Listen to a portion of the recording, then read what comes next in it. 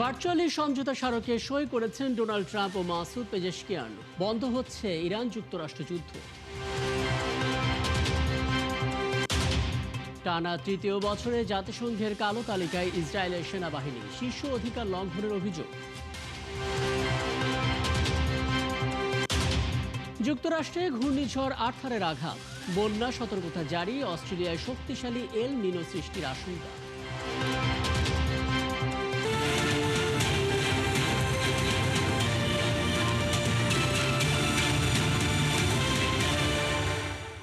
স্বাগত বিশ্বযুগে, আপনাদের সঙ্গে আছে আমি রাকিব হাসান। প্রধান শিরোনামগুলো শুনছিলেন, এবার বিস্তারিত।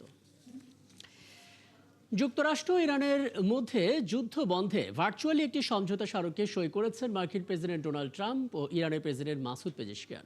ফ্রান্সের ভার্সাই প্যালেসে ডোনাল্ড ট্রাম্প নিজে এই চুক্তিতে সই করেন। এবার হরমুজ প্রণালী খুলবে, হবে মাইন অপসারণও। অন্যদিকে সমঝোতার ঘোষণা এলেও লেবাননে বন্ধ হয়নি ইসরায়েলি সামরিক অভিযান। বাকিরা জানাচ্ছেন নাহিদা রিন্থি। কয়েক দফায় সই হচ্ছে ইরান ও যুক্তরাষ্ট্রের মধ্যকার সমঝোতা স্মারকে। গত সোমবার দুই দেশের প্রতিনিধিদের মধ্যে প্রথমবার ভার্চুয়ালি একটি সমঝোতা চুক্তি স্বাক্ষর করা হয়। এরপর ফ্রান্সের G7 সম্মেলনে যোগ দিতে গিয়ে সেখান থেকে অনলাইনে ইরানের প্রেসিডেন্ট মাসুদ পেজেশকিয়ানের সাথে সমঝোতা স্মারকে সই করেন মার্কিন প্রেসিডেন্ট ডোনাল্ড ট্রাম্প। পারমাণবিক অস্ত্র তৈরি না করার অঙ্গীকার সহ কয়েকটি গুরুত্বপূর্ণ শর্তে সমঝোতা হচ্ছে দুই দেশের।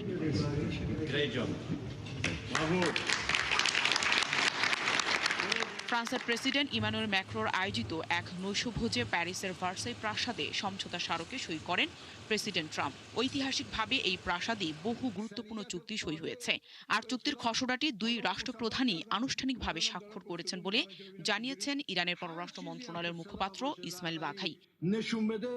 এছাড়াও কোনো পক্ষ চুক্তি ভঙ্গ করলে বড় ধরনের কূটনৈতিক ও রাজনৈতিক মূল্য দিতে হবে বলেও মন্তব্য করেন তিনি। সমঝোতা স্মারকটি ফার্সি থেকে ইংরেজিতে অনুবাদ করে দেয়া হয়েছে দুই পক্ষের বোঝার সুবিধার জন্য। এরপর আনুষ্ঠানিক ও চূড়ান্তভাবে স্বাক্ষরিত হয়েছে। চুক্তির আওতায় ইরান পরমাণু অস্ত্র তৈরি বা সংগ্রহ করবে না, এমন শর্ত থাকার কথা জানিয়েছে মার্কিন কর্মকর্তারা। পাশাপাশি সব ফ্রন্টে যুদ্ধ বন্ধ এবং হরমুজ প্রণালী আবার খুলে দেওয়ার বিষয়টিও সমঝোতার আওতায় রয়েছে বলে জানানো হয়েছে। পাশাপাশি আগামী ৩০ দিনের মধ্যে ওই অঞ্চলে নৌ অবরোধ তুলে নেবে যুক্তরাষ্ট্র এবং ইরানও একই সময়ের মধ্যে প্রণালী থেকে মাইন অপসারণ করবে বলেও জানানো হয়েছে। সমঝোতার ফলে তেল রপ্তানির ওপর আরোপিত নিষেধাজ্ঞা শিথিল হওয়ার কথা রয়েছে। অন্তত ৬০ দিনের জন্য হরমুজ প্রণালী দিয়ে জাহাজ চলাচলে কোনো টোল আরোপ করা হবে না বলেও জানানো হয়েছে। তবে চুক্তির ঘোষণা এলেও লেবাননে ইসরায়েলি সামরিক অভিযান অব্যাহত রয়েছে, যদিও দেশটি যুক্তরাষ্ট্র ও ইরান সমঝোতার আওতায় রয়েছে বলে উল্লেখ করা হয়েছে। এদিকে হিজবুল্লাহ প্রধান নাইম কাশেম এই সমঝোতাকে বড় বিজয় হিসেবে উল্লেখ করেছেন। তিনি বলেছেন, ইসরায়েলের সঙ্গে লেবাননের আলোচনা কেবল পারস্পরিক নিরাপত্তার মধ্যেই সীমাবদ্ধ থাকা উচিত। তাই এখনও যুদ্ধবিরতি পুরোপুরি কার্যকর কতটা হবে তা নিয়ে সংশয় আছে আন্তর্জাতিক মহলে। নাহিদা রিন্থি, ৭১।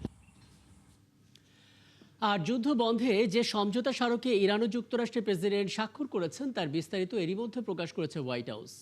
এরই মধ্যে বিভিন্ন গণমাধ্যমে এসেছে সেই স্মারকের বিস্তারিত তথ্য, সেগুলো জানাচ্ছেন সহকর্মী মনিরুজ্জামান বাবু। স্মারকের প্রথম শর্তই হলো সব ফ্রন্টে যুদ্ধ বন্ধ করতে হবে।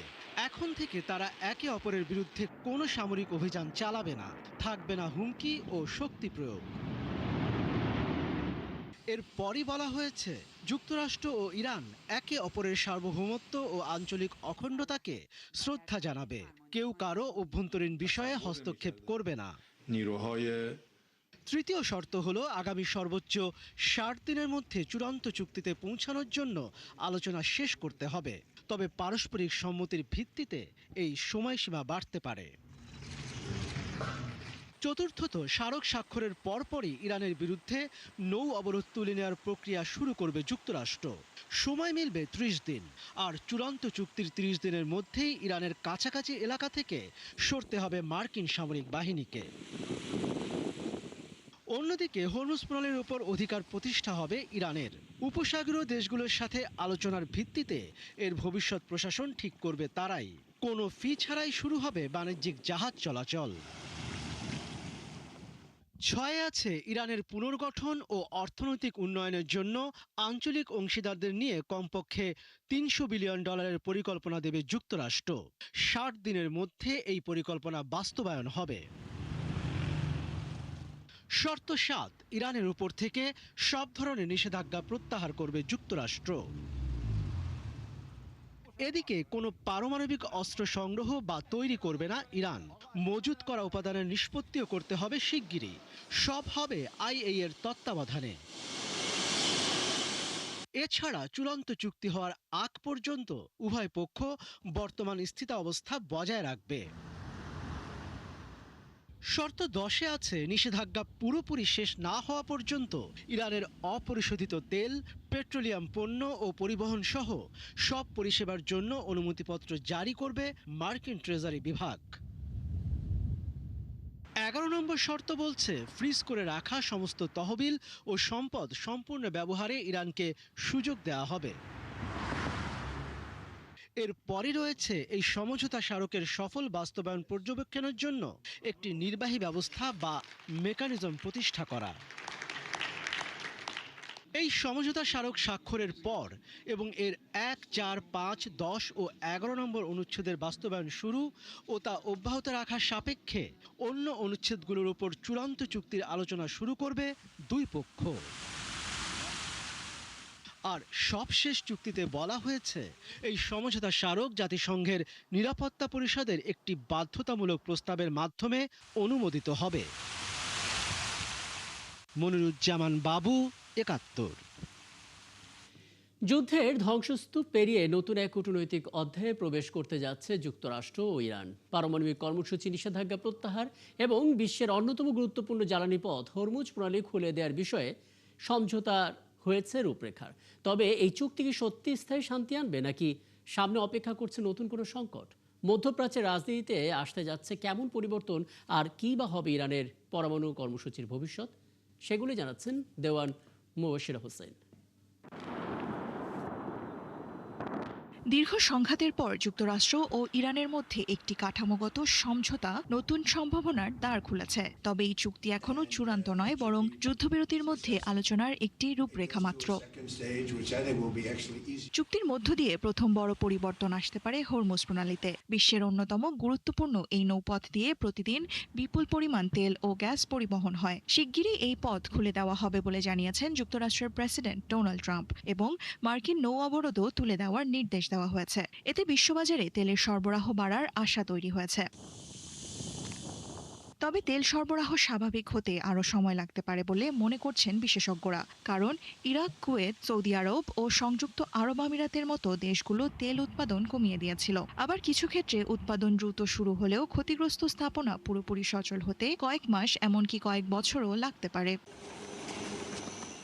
আরেকটি বড় বিষয় হলো ইরানের পারমাণবিক কর্মসূচি। যুক্তরাষ্ট্র ও ইরান দুই পক্ষই বলছে পারমাণবিক অস্ত্র তৈরি করবে না তেহরান, কিন্তু মতপার্থক্য রয়েছে ইউরেনিয়াম সমৃদ্ধকরণের মাত্রা, আন্তর্জাতিক নজরদারি এবং ইরানের কাছে থাকা উচ্চমাত্রায় সমৃদ্ধ ইউরেনিয়ামের ভবিষ্যৎ নিয়ে।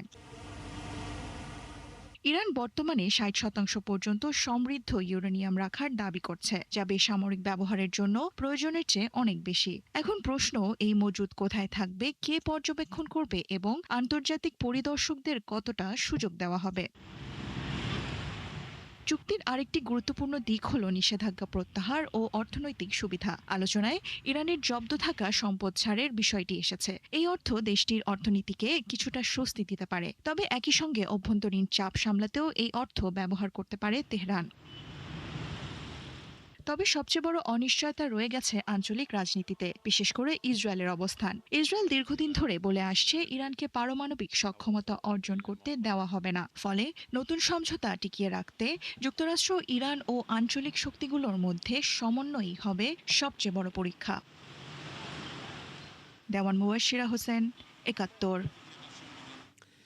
আর এসবের মধ্যেই রাশিয়ার কাছ থেকে 21টি MI-171 হেলিকপ্টার কিনতে যাচ্ছে ইরান, যা ত্রাণ এবং রসদ সরবরাহ কাজে ব্যবহার করা হবে। স্থানীয় সময় বুধবার মস্কোতে আনুষ্ঠানিকভাবে চুক্তি সই করে ইরানের রেড ক্রিসেন্ট ও রুশ প্রতিনিধি দল। চুক্তি অনুযায়ী আগামী বছর চালানের প্রথম 4টি হেলিকপ্টার পাবে তেহরান, বাকিগুলো পর্যায়ক্রমে সরবরাহ করা কথা রয়েছে। কোম্পানির তথ্য অনুযায়ী এ সমস্ত হেলিকপ্টার চিকিৎসা সহায়তা, পরিবহন এবং অন্যান্য সামাজিক গুরুত্বপূর্ণ কাজে ব্যবহৃত হবে। এই হেলিকপ্টারগুলোতে উন্নত নাইট ভিশন প্রযুক্তি থাকবে, যা দিয়ে রাতেও অভিযান পরিচালনা করা সম্ভব হবে। এছাড়াও আকাশযানগুলোতে অগ্নি নির্বাপন সরঞ্জাম যুক্ত করা হবে। যুদ্ধ থামার আশায় দিন গুনছেন দক্ষিণ লেবাননের বাস্তুচ্যুত মানুষ।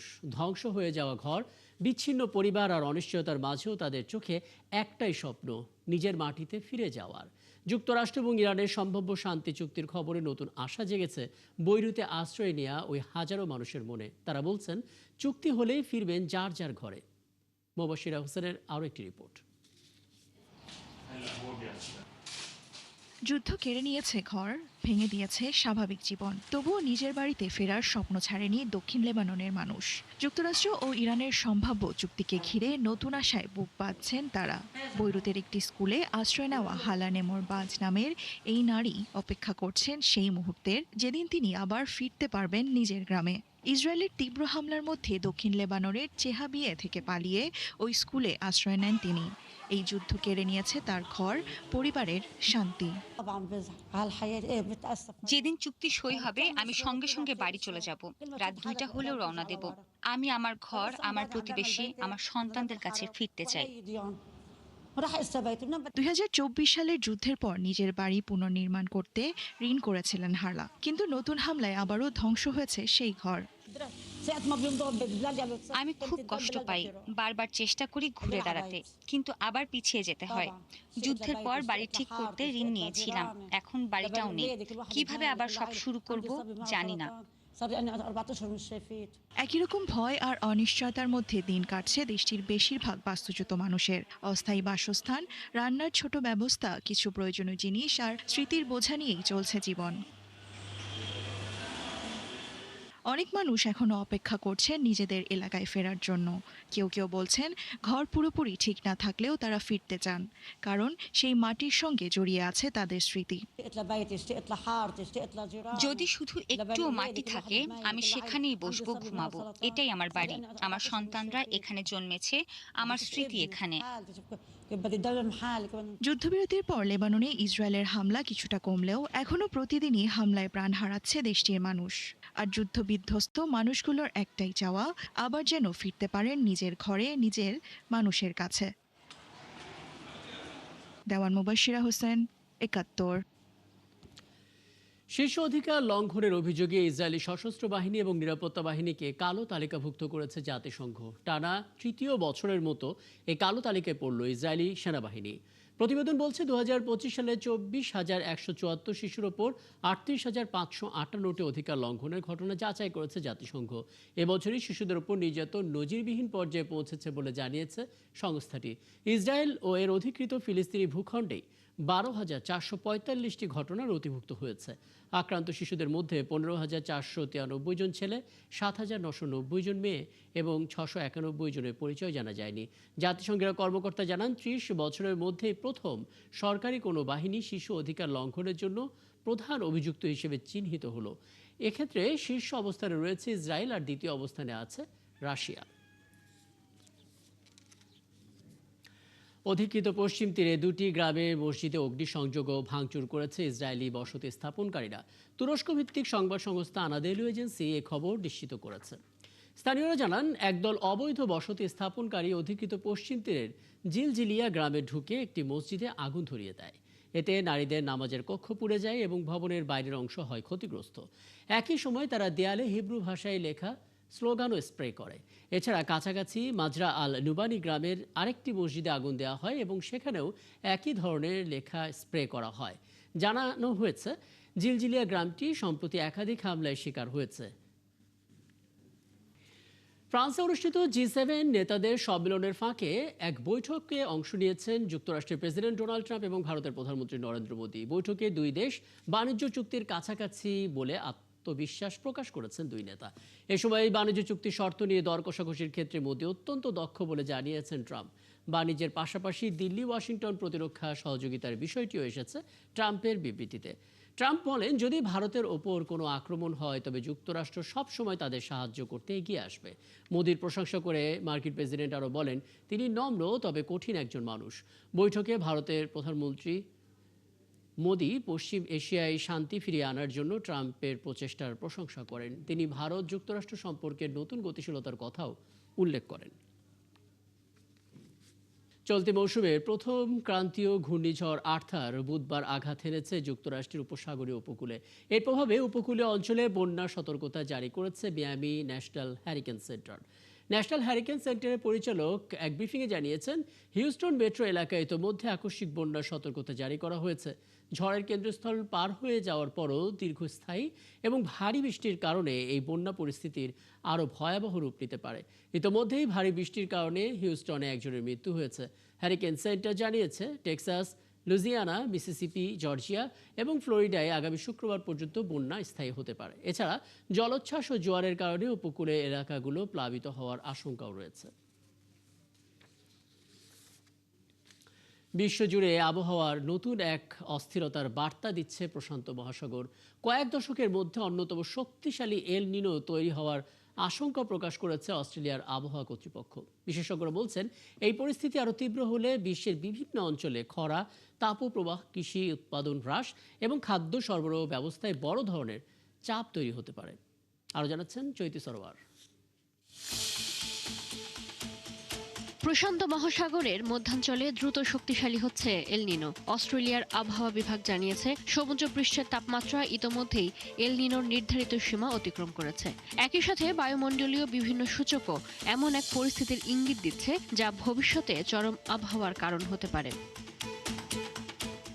জলবায়ু পর্যবেক্ষকদের পূর্বাভাস বলছে, চলমান এই প্রক্রিয়া শক্তিশালী থেকে অতি শক্তিশালী এল নিনোতে পরিণত হওয়ার সম্ভাবনা রয়েছে। এমনকি বিভিন্ন আন্তর্জাতিক আবহাওয়া মডেলের উল্লেখযোগ্য অংশ ইঙ্গিত দিচ্ছে, এটি 1950 সালের পর রেকর্ড হওয়া সবচেয়ে শক্তিশালী এল নিনোগুলোর একটি হতে পারে। সাধারণত এল নিনো দেখা দিলে মধ্য ও পূর্ব প্রশান্ত মহাসাগরের পানি অস্বাভাবিকভাবে উষ্ণ হয়ে ওঠে। এর প্রভাবে বিশ্বের বিভিন্ন অঞ্চলে বৃষ্টিপাতের ধরন বদলে যায়। কোথাও দীর্ঘস্থায়ী খরা, কোথাও আবার চরম তাপপ্রবাহ দেখা দেয়। অস্ট্রেলিয়ার পূর্বাঞ্চলে বৃষ্টিপাত কমে যাওয়ার পাশাপাশি দক্ষিণাঞ্চলে তাপমাত্রাও স্বাভাবিকের চেয়ে অনেক বেড়ে যেতে পারে বলে আশঙ্কা প্রকাশ করেছেন আবহাওয়াবিদরা। এই পরিস্থিতি অস্ট্রেলিয়ার জন্য বিশেষ উদ্বেগের বিষয়, কারণ দেশটি বিশ্বের অন্যতম বৃহৎ গম, চিনি ও গরুর মাংসের রপ্তানিকারক। ফলে কৃষি উৎপাদনে বড় ধরনের ক্ষতি হলে এর প্রভাব আন্তর্জাতিক খাদ্য বাজারেও পড়তে পারে।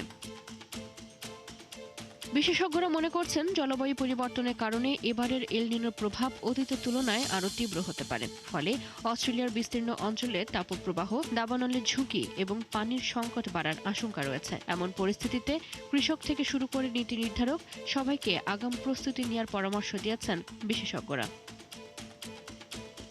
এল নিনোর এই অগ্রযাত্রা কোথায় গিয়ে থামে সেটাই এখন বড় প্রশ্ন। এখন পরিস্থিতি পর্যবেক্ষণে মনোযোগ অস্ট্রেলিয়ার, কারণ এল নিনোর শক্তি ও স্থায়িত্বই নির্ধারণ করবে আগামী মৌসুমে দেশের আবহাওয়া কতটা কঠিন হয়ে উঠবে।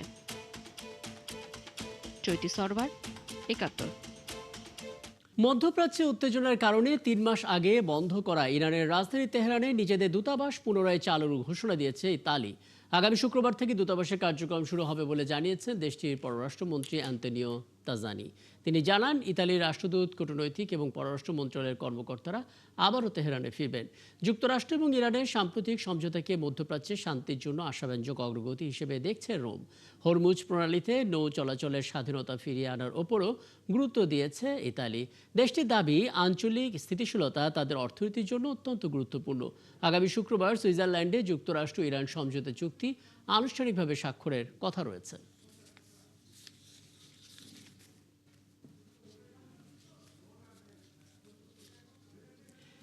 এই ছিল আজকের আয়োজনে। বিশ্বের নানা প্রান্তের খবর আর তার বিশ্লেষণ নিয়ে আগামীকাল সকাল 9:30টায় আবারও হাজির হব। বিশ্বযোগ নিয়ে সরাসরি সংবাদ অনুষ্ঠান দেখতে চোখ রাখুন ৭১ ফেসবুক পেজে এবং সাবস্ক্রাইব করে ৭১ ইউটিউব চ্যানেল।